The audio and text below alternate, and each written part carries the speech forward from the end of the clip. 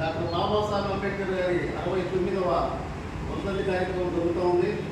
అయితే భౌతికంగా అంబేద్కర్ గారు మన మధ్యలో లేకపోయినటువంటి కొంచెం బాధ ఉంది. అయినా కూడా ఆయన బతికున్నటువంటి రోజులలో మరి భారతదేశంలో ఈ కుల వివక్ష విలయతాండం చేస్తున్న రోజులలో ఆయన ఎంతగానో కులం మరి వివక్ష గురైపోయినాడు. అటువంటి సమయంలో ఏది ఏమైనా చదువుకోవాలని చెప్పేది పట్టుదల కలిగి ఎన్నెన్నో డిగ్రీలు చదివి ఆయన ఈ బడుగు బలహీన వర్గాలు ఈ నిమ్న కులాలు ఏవైతే ఉన్నాయో వాటన్నిటికీ అప్పులు కల్పించి వాళ్ళకు ఈ భారతదేశంలో మంచిగా చూడాలని చెప్పి మరి నిద్రాహారం లేకుండా కష్టపడి ఆయన మరి లండన్లో కూడా చదవడం జరిగింది. ఈ భారతదేశంలో మరి రాజ్యాంగ నిర్మాతగా మరి రాజ్యాంగంలో హక్కులు కల్పించడం జరిగింది. అయితే గతంలో భారతదేశంలో కాకపోతే 10,000 ఓట్లు 15 ఓట్లు ఉండే మొత్తం మీద. కానీ అటువంటి పరిస్థితులలో ఆయన అన్నాడు, ఒక రాముడు కడుపుకున్న రాములు పుడతారు, ఇది కరెక్ట్ కాదు. భారతదేశంలో ఉన్నటువంటి 18 సంవత్సరాల మీద ప్రతి ఒక్క వ్యక్తికి ఓటు కావాలని చెప్పి అంబేద్కరు ఆ ఓట్లకు కల్పించడానికి ఎంతగానో కృషి చేశారు. అయితే ఈయన లండన్లో మరి మొట్టమొదటిగా లండన్ వెళ్ళడానికి ఆ రోజు బ్రిటిష్ వారు వాళ్ళు పిలుపునంపితే ఆ సమయంలో వచ్చేసి గాంధీ బీచ్ నుంచి కూర్చున్నాడు. అంబేద్కర్ గారు వచ్చేసి అంబేద్కర్ మీరు రౌండ్ టేబుల్ సమావేశం పిలిస్తే నేను రాను అని చెప్పి గాంధీ పోనప్పుడు మరి అప్పుడు బడుగు బలహీన వర్గాల నిమ్మజాతి నాయకుడు అని చెప్పి పేరు పడినప్పటికీ కూడా అంబేద్కర్ గారు లండన్ పోయిన తర్వాత మొదటి రౌండ్ టేబుల్ సమావేశంలో ఆయన ఒకటే మాట్లాడాడు, ఏంటంటే నీకు ఏం కావాలి ఏం సంగతి అంటే నాకు స్వాతంత్ర్యం కావాలని చెప్పి మాట్లాడాడు గాంధీ. అప్పుడు అందరూ కూడా మరి ప్రపంచమంతా నిలిరిపోయింది. ఇదేంటండి రిజర్వేషన్ కావాలంటేనేమో పేదలకు హక్కులు కావాలంటేమో చెప్పి అనుకున్నాము, రిజర్వేషన్ అడిగారని చెప్పి ఆనాడు మరి అన్ని పత్రికలు కూడా అంబేద్కర్ గారిని ఆకాశానికి ఎత్తడం జరిగింది. అప్పుడు ఏమన్నారంటే గాంధీ గమనించాడు, ఇదేంటి ఆ పత్రికలు ఏమన్నాయంటే మరి ఈ రకంగా భారతదేశానికి స్వాతంత్ర్యం వస్తే అది ఒక్క అంబేద్కర్ వల్ల అవుతుంది, అంబేద్కర్ దేశభక్తుడు ఆయన అని చెప్పి పేపర్లన్నీ రాసినప్పుడు గాంధీ జీర్ణించుకోలేక తర్వాత ఏం చేశాడంటే అక్కడ ఉన్న బ్రిటిష్ వాళ్ళకి రాయటం జరిగింది, అయ్యా తప్ప ఒప్ప జరిగిపోయింది, మొదటి సమావేశానికి రౌండ్ టేబుల్ పిలవలేదు, రెండో రౌండ్ టేబుల్ సమావేశానికి నన్ను పిలవండి నేను వస్తామన్న తర్వాత రెండో రౌండ్ టేబుల్ సమావేశానికి పోవడం జరిగింది. రెండో రౌండ్ టేబుల్ సమావేశానికి అక్కడికి వెళ్ళిన తర్వాత ఆ రౌండ్ టేబుల్ సమావేశంలో ఏమి కావాలి మీకు అని చెప్పి అంబేద్కర్ గారిని అడిగితే అంబేద్కర్ గారు వచ్చేసి నాకు ఓటు హక్కు కావాలన్నాడు. మొదటి రౌండ్ టేబుల్ సమావేశంలో ఏమో స్వాతంత్రం కావాలన్నాడు. ఇక్కడ ప్లేట్ ఫిరాయించి నాకు ఓటు హక్కు కావాలా, కాబట్టి ప్రతి ఒక్క భారతీయులలో 18 సంవత్సరాలు నిండినటువంటి వ్యక్తికి ఓటు హక్కు కావాలని చెప్పి మాట్లాడాడు. అదే కాకుండా ప్రత్యేక నియోజకవర్గాలు కావాలా, అంత మాత్రమే కాకుండా జనరల్ సీట్లో కూడా మా యొక్క ఓటు వేసేటువంటి విధానం కావాలని చెప్పి చెప్పడం జరిగింది. ఆ విషయంలో వచ్చేసి మరి 18 సంవత్సరాలు నిన్నటువంటి ప్రతి ఒక్కరికి ఓటు రావడం అంటే అది డాక్టర్ బాబాసాహెబ్ అంబేద్కర్ పుణ్యమే కానీ ఈరోజు ఎవరు పుణ్యం కాదని చెప్పి ఈరోజు వచ్చేసి బ్యాలెట్ పేపర్ల నుంచి రాజులుగా పుట్టడానికి ఆస్కారం కల్పించింది కూడా డాక్టర్ బాబాసాహెబ్ అంబేద్కర్ గారే.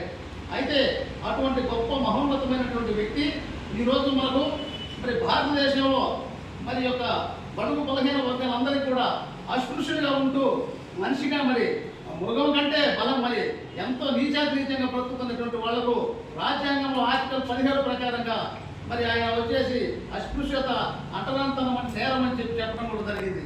ఈరోజు పరిస్థితి ఇప్పుడు ఎక్కడ చూసినా కూడా దళితుల మీద దాడులు జరుగుతూ ఉన్నాయి. ఈరోజు బీజేపీ వచ్చేసి అంబేద్కర్ గారిని అవమానిస్తూ ఉంది. ఎక్కడ చూసినా మరి ఏదైతే బూర్జువా పార్టీలు ఉన్నాయో ఈ పార్టీలన్నీ కూడా ఈ బడుగు బలహీన వర్గాన్ని అనుమతిస్తూ మరి వారికి వచ్చేటువంటి హక్కును హరిస్తూ మరి ఎంతగానో చేస్తూ ఉన్నాయి.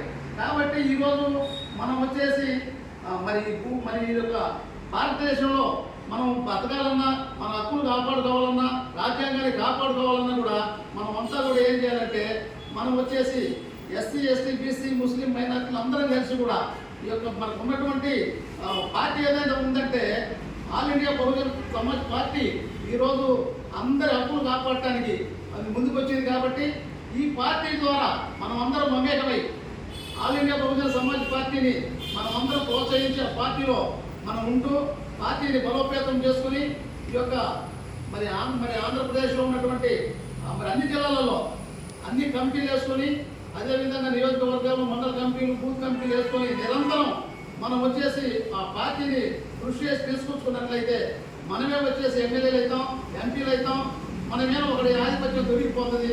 అప్పుడు మనకు ఉన్నటువంటి డిస్క్రిమినేషన్ ఏదైతే ఉందో క్యాస్ట్ అది కూడా తొలగిపోతుంది, అన్నీ కూడా తొలగిపోతాయి. తర్వాత ఆర్థికంగా బలపడతాం, రాజకీయంగా బలపడతాం, సామాజికంగా బలపడతాం. ఇవన్నీ కూడా మనం బలపడాలంటే రాజ్యాధికారం ఒకటే మార్గము.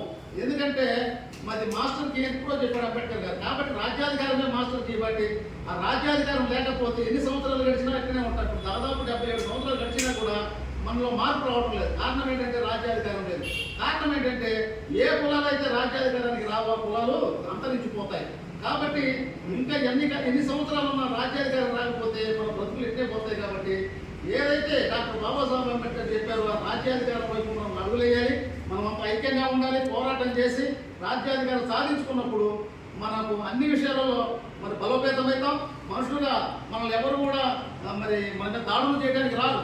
ఇప్పుడు దాడులు చేస్తున్నారంటే కారణం ఏంటంటే వాళ్ళ చేతుల్లో రాజ్యాధికారం ఉంది. మరి రెవెన్యూ డిపార్ట్మెంట్ కానీ, పోలీస్ డిపార్ట్మెంట్ కానీ వ్యవస్థలను వాళ్ళ చేతులు గుర్తులో పెట్టుకొని మనల్ని వచ్చేసి ఏనాది చూస్తూ మనం ఎంతగానో మనల్ని మరి బలి చేస్తూ ఉన్నారు, మన బిడ్డలను బలి చేస్తూ ఉన్నారు. మరి ఎడ్యుకేషన్లో మార్పులు వస్తూ ఉన్నాయి. ఎడ్యుకేషన్లో వచ్చేసి మనకు దాదాపుగా ఎస్సీ ఎస్టీ బ్యాక్లాగ్ క్లాస్ పోస్టులన్నీ కూడా మరి జగన్మోహన్ రెడ్డి ఉన్నప్పుడు పప్పులు బెల్లాలని అక్కడ ఉన్నాళ్ళు పంచి పెట్టుకున్నారు జనరల్ కేటగిరీలు మార్చుకొని. ఈరోజు ఎక్కడ కూడా మనకు ఎస్సీలకు వచ్చేసి సంక్షేమ పథకాలు లేకుండా పోయినాయి. ఎస్సీ ఎస్టీ సప్లై నిధులు లేవు, అడిగేవాడు లేడు. ఈ రకంగా బలహీనపడిపోయింది. అయితే ఎవరో ఒకరు త్యాగం చేయాలి. ఆ త్యాగం చేయడానికే ఈనాడు మరి ఆంధ్రప్రదేశ్లో all India Bahujan Samaj party ఏర్పడింది. ఈ పార్టీని మనం అన్ని వాడవాడల అన్ని ఇప్పుడు చేనేత కార్మికులు చేనేత వస్త్రాలు వాళ్ళ విషయంలో ధర్నా చేస్తా ఉన్నాం. వాళ్ళకి అదేవిధంగా మరి బెస్తవాళ్ళ విషయంలో కావచ్చు, ముస్లిం వాళ్ళ విషయంలో కావచ్చు, అన్ని కులాలను గ్యాదర్ చేస్తూ ఇది జరిగిన అన్యాయాన్ని చెప్పుకుంటూ ఇంతకాలం మనం ఏమైనా జరుగుతూనే ఉన్న దాంట్లో ఏంటి అరికట్టుకోవాలన్నా, మన బ్రతుకులు బాధపడాలన్నా మనం అంతా కలిసి ఆల్ ఇండియా బహుజన సమాజ్ పార్టీని ముందుకు తీసుకుపోదాం, పార్టీని గెలిపించుకుందాం, మన బ్రతుకులు బాగా చేసుకుందామని మనం అంతా అయితే ఒక టైం నాడే మన బ్రతుకులు బాగుపడతాయి. అంబేద్కర్ చాలా సహకారం తెలియజేస్తూ ముగిస్తున్నాను. జై భీమ్.